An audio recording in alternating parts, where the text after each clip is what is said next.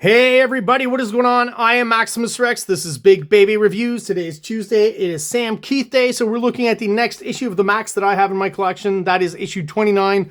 I promise you there's only one more left after this, issue 32, and then we're done with the MAXX. As much as for you guys maybe slogging through these reviews, if you're still listening at this point, getting some slightly lower numbers on the MAXX reviews, and I understand, and they are getting shorter and shorter because I just don't want to waste anyone's time, myself included. I'll say the same comment I made before. Love Sam Keith's art, but just the storyline kind of loses me. And we're near the end of the run here. So we've got issue 29 we're going to look at today. And next review will be issue 32. And that's all I have of the MAXX, which I think runs to about 35 issues. So still a lot of holes and gaps between the issues I'm reviewing near the end of this run. So we'll start with the cover real quick and get through this and let you get on with your day. So the MAXX 29... the cover here again, I had kind of, I guess when I did the unboxing of this, I probably subconsciously remembered that I saw the MAXX kind of represented as a horse here. I said in the last review, which was of issue 25, that I felt like there's a possibility that the MAXX now is not a rabbit, but a horse. I guess this cover comes and confirms it. I don't know if it happened last issue or a few issues before, like issue 26, 27, 28, 3 issues that were missing. So I'm not quite sure why we're here. Some cool iconography. Again, the MAXX mixed with a horse and the cape that he had already in issue 25. We had this character, but his face was covered with like a weird makeshift cheap MAXX. That is really hard to say. A MAXX mask is what he was wearing. So, and is it implied here that he's come out of an egg? Interesting, surreal, of course, from Sam Keith. And let's have a look inside. So, story and art at this point is just Sam Keith. Finishes assistant Jim Sinclair, lettering, Kello Graphics. So that's changed a little bit. And Steve Oliff is still the colorist. So this was actually published in 1997. So yeah, I am long gone by then as far as the MAXX goes. I don't even know if I'm actually collecting comics in 1997. I'll come back to them eventually. So the big slug guys here, I love this image just as a visual, you know, as a great poster. The kid at the bottom with his tongue stuck to a mushroom. I mean, this is all sorts of psychedelic vibes. You know, there's that one thing, like I said, that I always appreciate about Sam Keith is the art. And anytime he goes more psychedelic, like it seems like in this issue and this image particularly, I am all down for that. Mixed media once again, so not all Steve Oliff doing the color job here. And looks pretty good. All the telltale kind of Sam Keith textures that we like to see.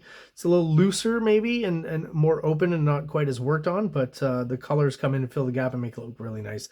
There's a Alice in Wonderland, excuse me, kind of feel to this, right? The Cheshire Cat and his smoking his dope. I think that's what he's doing, or what it's meant to represent. And here we've got that like mucho more heroic the MAXX, right, with a horse head. Obviously that makes you look a lot more kind of majestic, I guess, than what he had going on before. He's still got the MAXX hands, right, with the hook, and he's got this kind of just weird cape that looks like an old blanket. Still got all the telltale Sam Keith textures here on the side. Definitely has the anatomy of the MAXX here. And yeah, they're just kind of busting in and out of, you know, the Australian outback, or whatever they called it before, the other world, right? What does he call it? The outback. So they're popping in and out. And this guy here, Dave, is who I think basically the MAXX is, right? So I don't know how he's reverted back to his quote unquote human form, or he's just taken off the costume. Not quite sure. Then we get a shot of, I think this is Sarah. I mean, again, disturbing, but I mean, I don't care. It's art. Not this here. The shitting donuts, I think, is pretty funny. But like, it seems like she has gee, isn't it kind of gross grown out? So yeah, she's a little kid, but she's grown like a bushy bush here in the front. So just like I said, a little disturbing. She's got some armpit hair too. Funny though, like it's it's odd. And yeah, I'm not quite sure what's supposed to be going on there, but it's sure is fun to look at. All right, I'm assuming that's Mr. Gone as well, who's following her here in their midget form. But again, it's whatever's going on here. I'm not too tempted to read it. As I said, I'm just not into the storyline anymore. But the art is definitely interesting, and the layout and stuff is still as immersive as ever, right? The one thing about his art is you really, you know, get a good sense of the world that he's trying to create, and it's an odd one, obviously. Oh, and so Mr. Gone is back now. And everyone's talking about Julie, but she kind of looks like Julie, so again, leads to confusion. You know, when you have two blonde characters kind of look the same, is there some sort of clone of Julie? I don't know.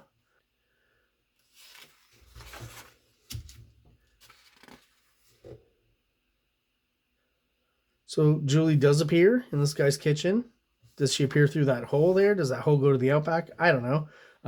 And this is Sarah's boyfriend who's questioning Julie. And that's about all I know really about this scene here. Well drawn.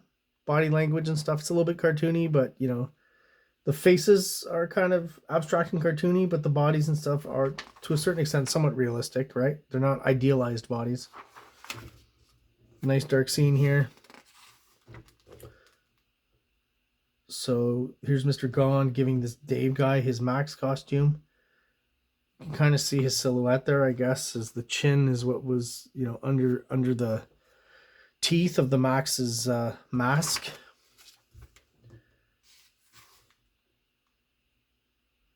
And yeah, again, just too much of a focus on the secondary characters is what's throwing me off this book, and is what is continuing to throw me off this book. So apparently Sarah, it's been mentioned somewhere that she can, you know, travel through liquid, which again I don't understand, and then the book ends. So again, I'd love to give you a more in-depth review, but that's just, yeah. I guess at this point, someone who enjoys the book is much better, I guess, at maybe explaining it than I am. It's just I've completely fallen off the wagon here. And just sticking around for the art. Head-to-head, as I said before, I don't know if there's, I don't think, well, let me start again. The next and last issue of the MAXX that I have is issue 32. Now, I said I wouldn't buy the IDW kind of remixed versions or whatever they call them. Remaxed probably, to fill in the gaps, but I got to a point where near the end, you know, if I wanted to get a few more issues in, I caved and I got issue 32 of the IDW run. So I don't know if they're going to include this in there if the original Image issue had it in there. So all I can say is from the beginning of this, when it was stated, let me try that again. It's near the end of the shoot, right? I start to lose my mind. So when this started popping up in the MAXX and in the reviews, I said, okay, so this is just pre-internet, right? Let's see how long this lasts as we go along the run. It's lasted pretty long. This is issue 29. Probably the last time we're going to see it. I will say that for a while there, it was like 4 pages long. Now with issue 29, it is down to 2. So it does feel like it's getting smaller and smaller. If anyone knows about this and can tell me in the original run, did it get all the way to issue 35 or did it somehow stop earlier? You know, issue 30, 31, 32, etc. If anyone knows anything about that, I would like to know. Let me know in the comments, just because I'm curious if at some point the internet just kind of took over and people weren't using this kind of stuff at all anymore. So just curious about that. And we still got some colored fan art that's being sent in. I would say the level of quality of this fan art is starting to dip down as well, if I'm honest. All right, guys, there's my short, sweet, and to the point review of the MAXX. Again, one more to go after this, and then we'll be moving on to some other stuff, and hopefully something that inspires me and hopefully you as well a little bit more than these last few issues of the MAXX. So there we are. Thank you so much. If you are subscribed and you're still watching, I really appreciate your support. If you are watching but not subscribed, please do so below. It really helps out the channel, helps us grow, helps us get us out there to other people who are like-minded and probably like the same kind of stuff that we like, namely comic books. So everyone out there, have an awesome day. Like, subscribe, like, subscribe.